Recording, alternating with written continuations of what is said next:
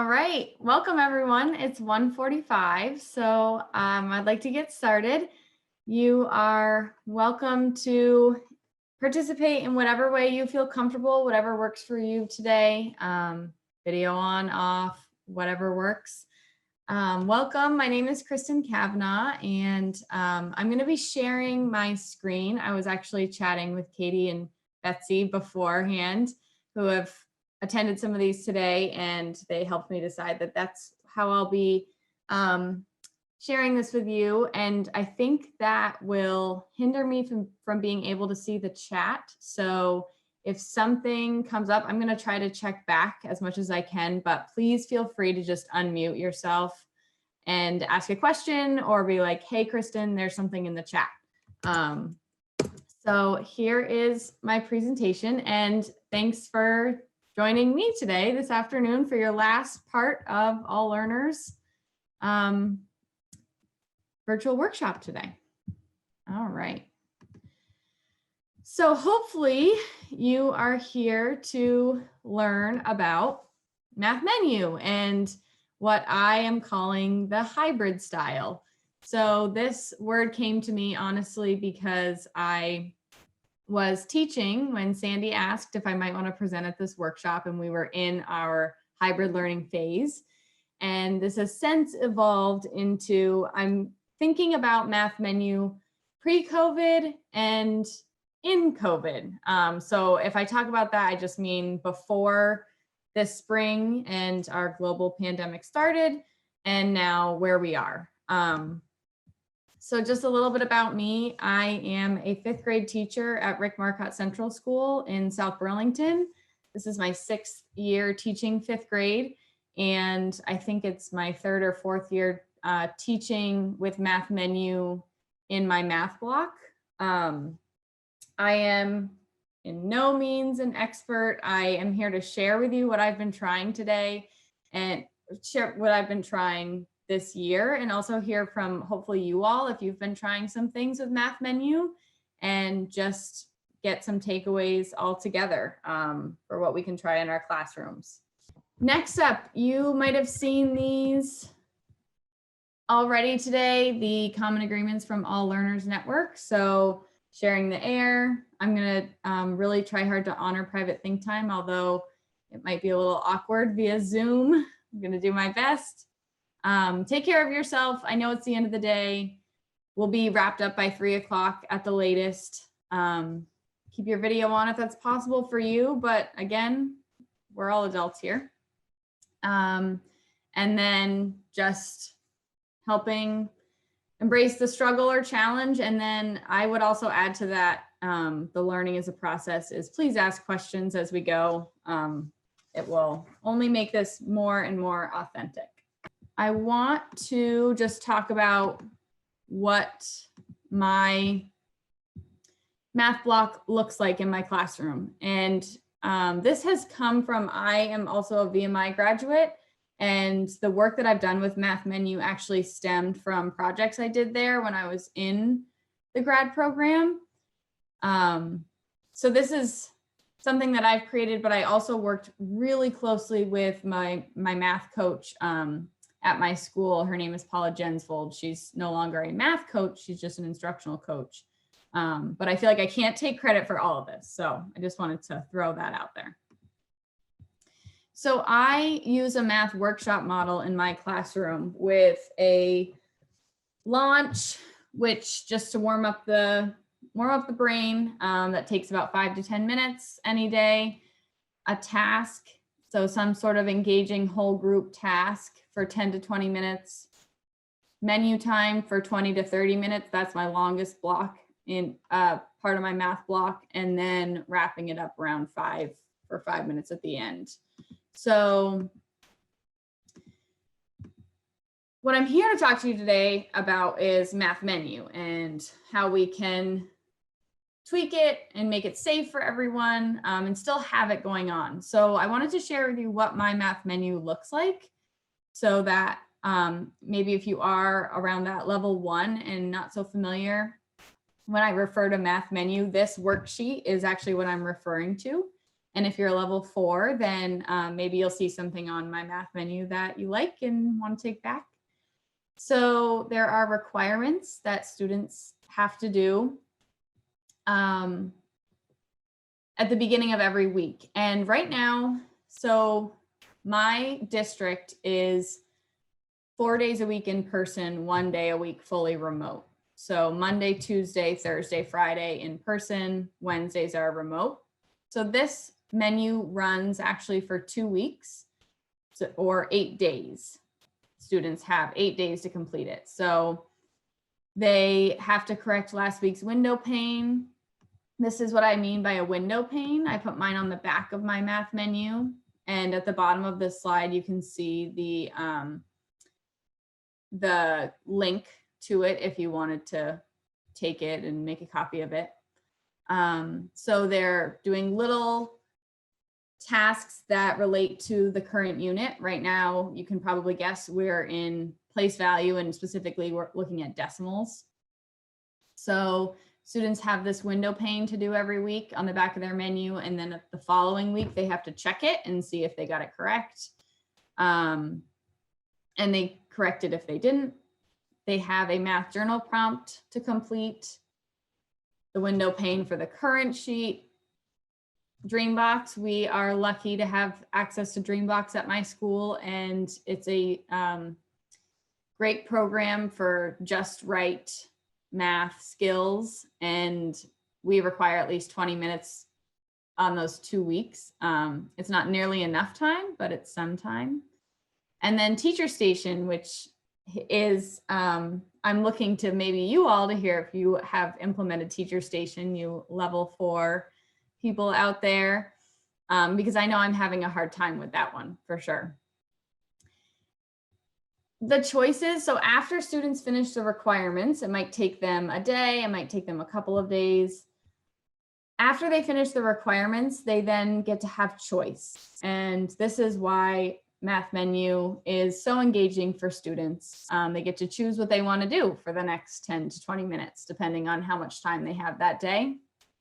So there's 3 components: problem solvers, which is a worksheet; games, which you usually play with a partner or small group; and then some technology games they can play it on. They have Chromebooks at my school. And then at the bottom, you can see comments for teacher, comments for you. That's where I'll write correct window pane to students, or anything else, like great job this week, that sort of thing.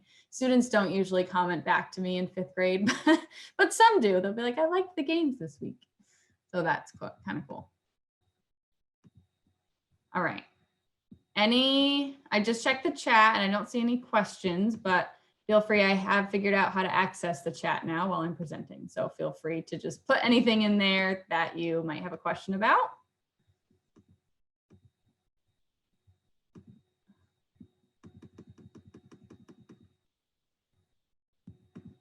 Okay, cool.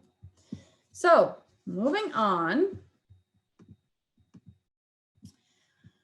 Why is Math Menu important?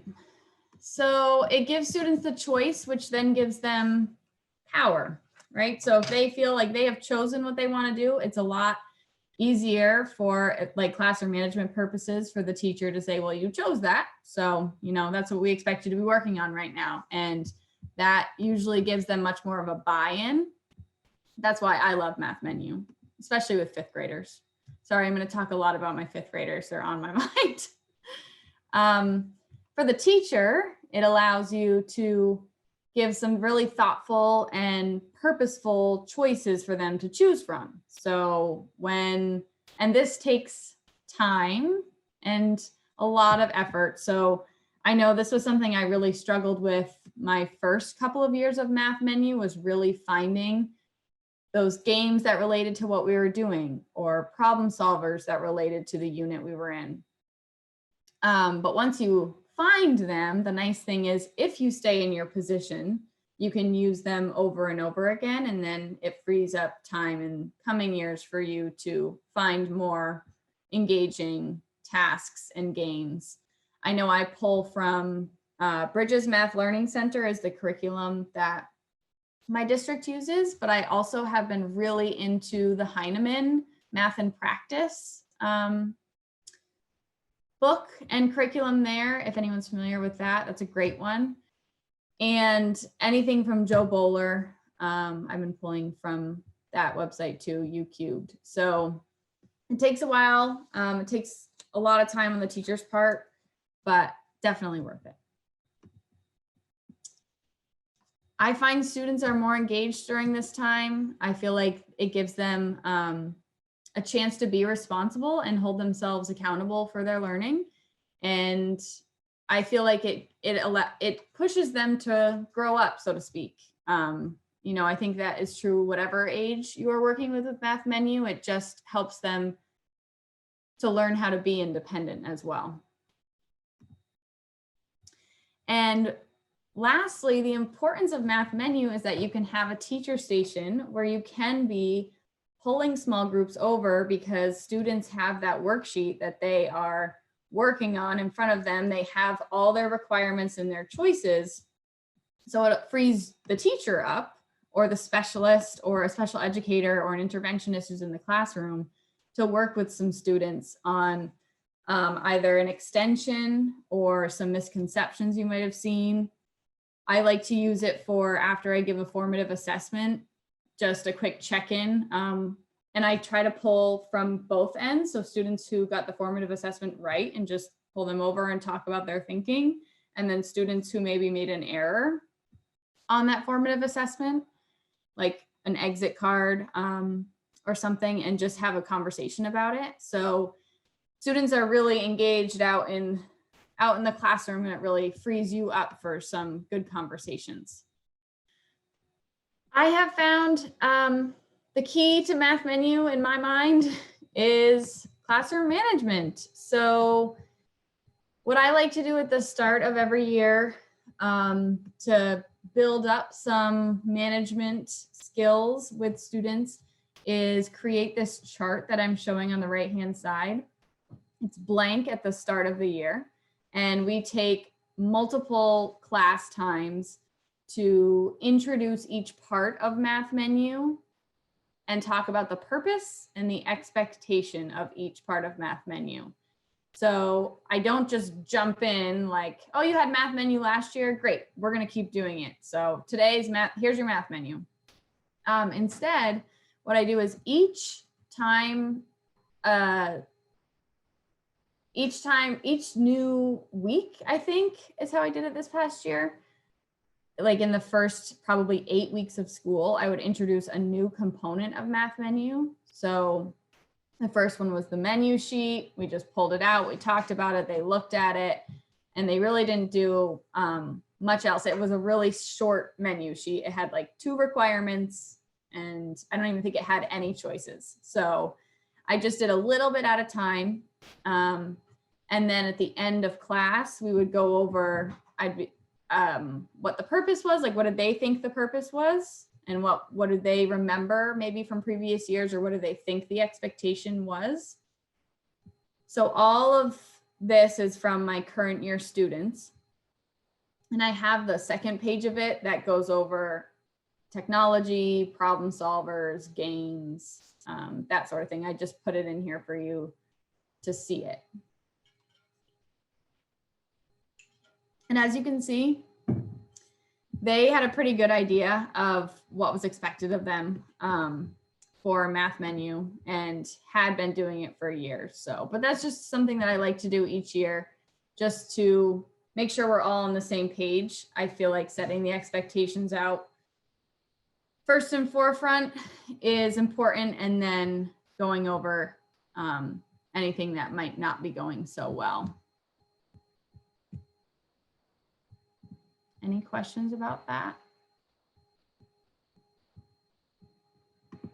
All right. So I wanted to show you a video of what my classroom looked like last year, or pre-COVID, during Math Menu, and what it looks like this year. And these clips are very short. They're like 40 seconds each. So if you could just give me a thumbs up if you can hear this when I start playing it, that would be great.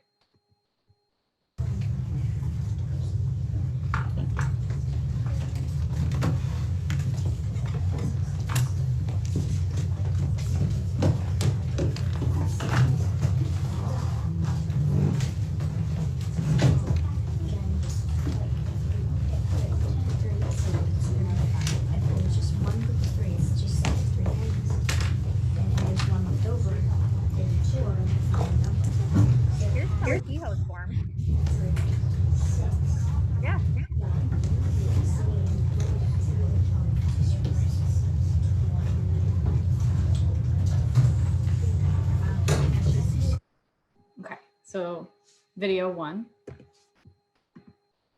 Oops. And just getting to the next slide. Here is what my classroom looks like now.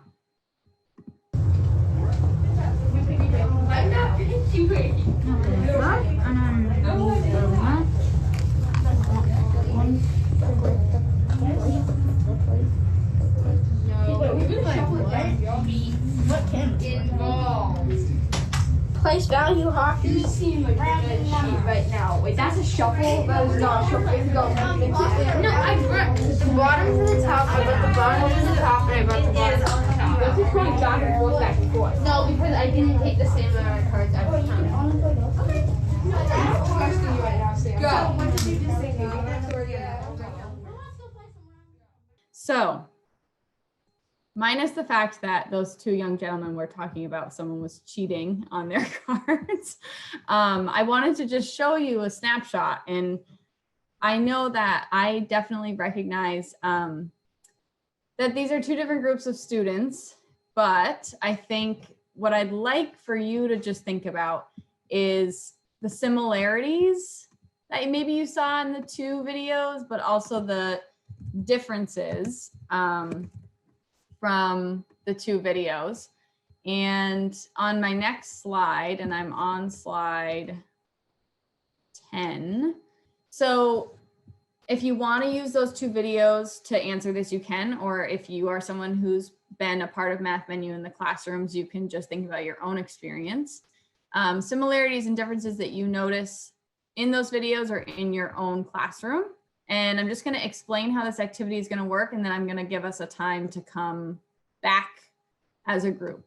So this is called Grab a Box, and maybe you did it earlier, maybe not. On the next two slides, there's a similarities slide and a differences slide, and I might actually have to make two, which is fine. And I'd love for you to just grab one of the boxes on each slide, meaning click right into it. You can see I'm just making another slide, and then type in what you noticed. All right, that quick break went by quickly, and I have loved seeing your responses in the Grab a Box. I'm going to go back to sharing my screen and just want to look at some of these together. And I just have to say I'm like smiling this whole time because this is how I feel my classroom looks. So it's nice to hear from kind of strangers that it seems the same to you. So definitely the pre is a lot quieter. That's something I noticed too. And it's something later on where I'm looking at each component and what has changed and what stayed the same. That for me is a little bit trickier. And I like how someone said it looked like organized chaos, because again, that's how I feel it is in the classroom, but I'm trying to let that go instead of what my Math Menu used to look like. They definitely have less collaborative work. There were two gentlemen on the floor playing a card game together, although they were, again, those are the ones that we're talking about. Are you shuffling or you're cheating, and whatever the case may be. So they were like yelling because they're 6 feet apart. So I do have a little bit more that I'm seeing now of students playing games together, but not nearly as much as it was pre-COVID. And thanks for these similarities. I will get back to the presentation mode, but I just like being able to look at them all together right now. I do feel like students are pretty engaged, and again, I'm hoping to hear from some of you if you're feeling the same thing. I do have flexible seating in my classroom. Thanks for whoever picked up on that. And pretty much working independently. And then awesome. Yeah. So for the most part, they are engaged in working on their assignments. So I do feel pretty lucky with my classroom this year too. So now let's just talk about those components and what I feel like I've been able to change and how I've changed it, and also what I feel like has stayed the same for me. So when I talk about these, I also want to just preface this with what the expectations are from my school district about students and where they can sit and who they can be near. For my school district or my school, the expectation is they have their assigned spots in the classroom, but they can move around the classroom as long as they are 3 to 6 feet apart. I try to make sure they're 6 feet apart if there's not one of those shields in front of them, and the tiles on my floor work really well for that. So 6 tiles apart. But I recognize that that might not be the same for your school or district. So just please take that as what it is that's what I'm allowed to do right now. So I do feel like some of the components are able to stay the same. You saw students on their Chromebooks in both videos working independently. The journal prompt stays the same. They still get a journal prompt each week. They answer it and glue it into their math notebooks. The window pane is the same on the back of the menu sheet. All of those things are really independent.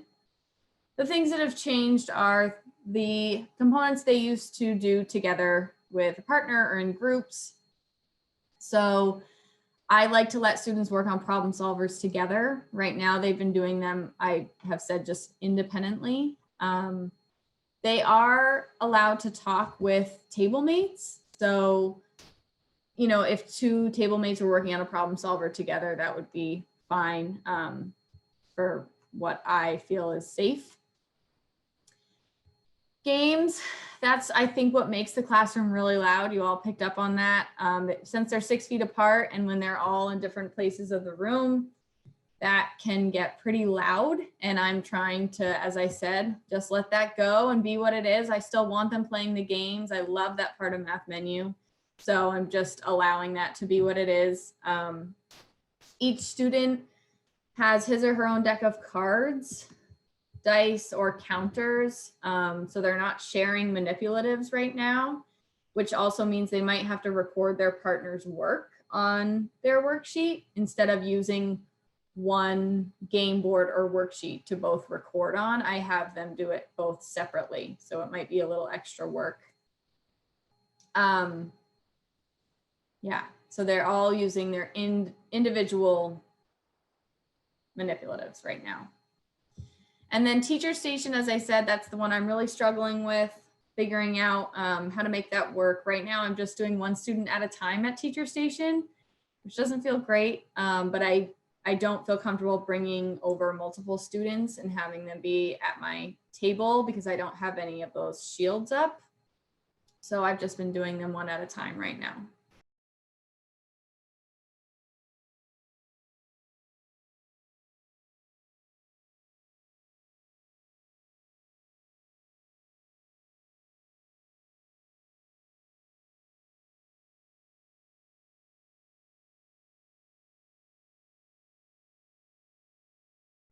So popping around to the breakout rooms, I am just learning at everyone is in so many different places with this and what their schools are allowing, and just making sure that we all feel safe. So I just want to reiterate, I wish I had learned all this before we had this presentation today, and I would have tried to cater it a little bit more, but I'm hoping that in the last 19 minutes or so, you'll at least have something that you walk away with that can help you just give students some choice and keep math fun and engaging. So the next piece, and really kind of the last piece, is I'd like to share with you what I've been doing for students on Wednesdays when they are at home in my school district. I have created an at-home menu that is completely separate from their in-school menu. So I'm on slide 17, but I'm also sharing it on my screen. It runs for 2 months just because it's only on Wednesdays. And so that gives about, depending on holidays and such, 5 to 6 Wednesdays that they're completing the menu. The components are a little different than my school menu. They have to complete a word problem, do some online practice, and then choose 1 or 2 tasks. And the tasks are either independent tasks or tasks they can do with family members. So some students, especially at the 5th grade level, are home alone, or at least with a parent who's working in the next room. And so we only have like 2 of the tasks are independent, and then the other 6 are, no, excuse me, backwards. 2 of them you can do with family members, and then the other 6 are all independent tasks. So just based on who's at home. I wanted to share with you what they look like. And again, you're more than welcome to take them, make copies of them. I just created them from my own thinking. And also when we went remote in the spring, the math coaches in my school district put together choice boards, and I took the choice board idea and turned it into what I'm calling an at-home math menu. And I'm sorry, it looks really busy, but hopefully once I explain it, it won't look too busy. It's sort of, I planned it like my menu in school. So there's the requirements at the top, choices at the bottom, and I'm expecting students to work about 45 minutes a day. The word problems are on the back. You can see they're down below here for when I print it out. They just print out on the back with some space to complete them. And then they choose an online practice. So that's a requirement, word problem and some online practice. And you can see Prodigy. We were just talking about that in one of the breakout rooms. My students love Prodigy. The online practice, and of course Dreambox, but the online practice, the games, I actually try to move away from what we're doing in the current unit and instead think about skills that should always be coming back up. That's just a personal preference for me. So that's why you see like math facts, something students, I believe, can always be practicing. So it's about 25 minutes to do a word problem and then some online practice at home. Then they pick 1 or 2 choices. And I'll just kind of let you look at these. The activities in blue are shaded on get recorded online paper, including the date they complete them. If they have this little sunshine symbol, that means they can be completed more than once. It's not a one-time task. They could do it again, but some of them are just a one-time task. And these, again, they may relate to the current unit, they may not. I have not thought of a science for this. I'm just playing it out and trying it with students this year. When we were fully remote in the spring, students were doing this for the week. I was making new ones actually every 2 weeks, excuse me. And they were submitting things online. And that was what John's question was about. Do I have them make a copy and submit digital copy or print out later? Great question. So what I do is I print this out, including if there's a family activity with instructions. They're linked here because my original thought was I'll post it on Google Classroom, but we're doing a lot of paper copies right now, just because it works with all of the students that are in front of us to give them a paper copy. So I'll print out the instructions to games, and that goes home with the menu. So everyone has access to that. Right now, I have been giving this out on the first Tuesday of the month. So they get their menu, this menu, any games that goes with it, and then lined paper. And they are handing it in at the end of the next month. So to be honest with you, it's December. My students have not even handed in their first at-home menu yet. But I'm hoping what they'll be handing in to me is a bunch of lined pieces of paper. And hopefully this menu has survived over the course of several weeks, and so that I can see what they've done. So it's all done with paper copies right now, but you could totally post this on Google Classroom. That's what I did in the spring. And then I had a separate, it was a really simple Google Doc with 4 boxes that just said, like, take a picture of your work or type in the box what you did from the menu for this week. It was called our Friday Share. And students would complete that every Friday during remote learning and talk about which task they did or which family member they played a game with. And then they turned that in on Google Classroom.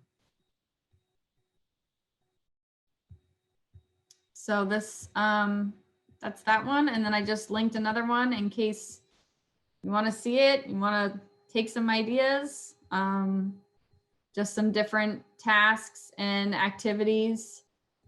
So now in this menu, I guess I was more focused on, we're ending place value and a lot of our decimal work before the winter break. So I wanted to keep place value and decimal work going while they're at home.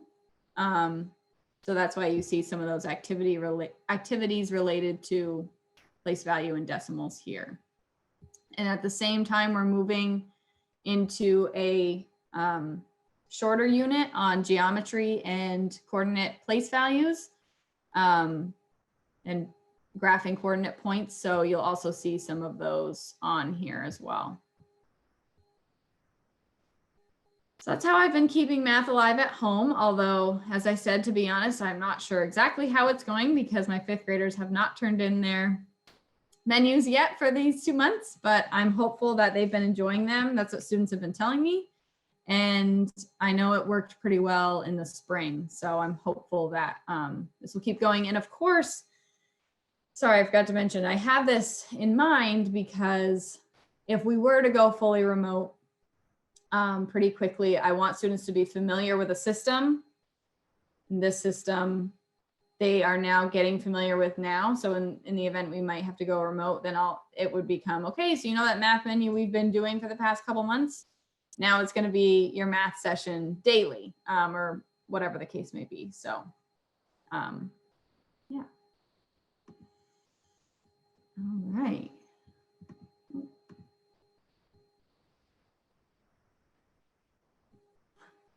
Thanks, Betsy. Yes, I have found, although the menu itself is pretty busy, that parents generally do appreciate the expectations and that there's a time limit at the top and that sort of thing. So thank you. All right. Oh my gosh, we're at the end. All right, it's 2:50. So I guess we're ending a little early. Well, we have one last quick activity to do, but I know as very busy professionals, hopefully this is just a good thing. We're ending a couple minutes early. So I'd love for you to think about a takeaway from today, and whether that be, and just think about it. You can type it into the chat, but please don't hit enter quite yet. We're going to enter them all at the same time. If your takeaway is just being able to chat with other people or hear some different ideas, that's great. If you are thinking you want to use something that I've shown today, that's cool too. I hope that as someone who attends many of these workshops and is a classroom teacher myself, I always like to have something that I come away with from the workshop. So I will stop my share. And if you want to take a minute to type that into the chat.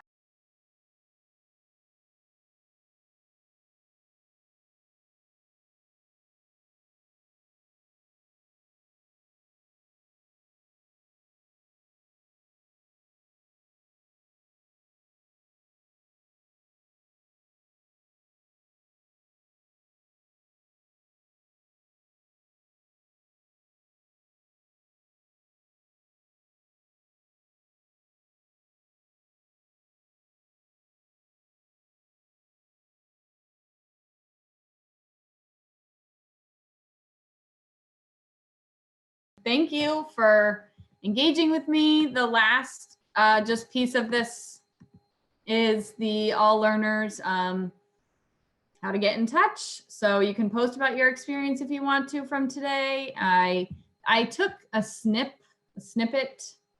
use the snippet tool for this. So the links don't actually work on here, but I'll put this in the chat too. This is the actual link to this slide. And when you click on this, those are all actual links where you can go and click on them. So it didn't work in my slideshow, but there it is if you want to do anything more with all learners. So it's 2:53. I'm letting you go a little early. If you want to hang out and chat or have a quick question you want to ask at the end, feel free. Anyway, thanks for joining me today. Have a great rest of your Wednesday.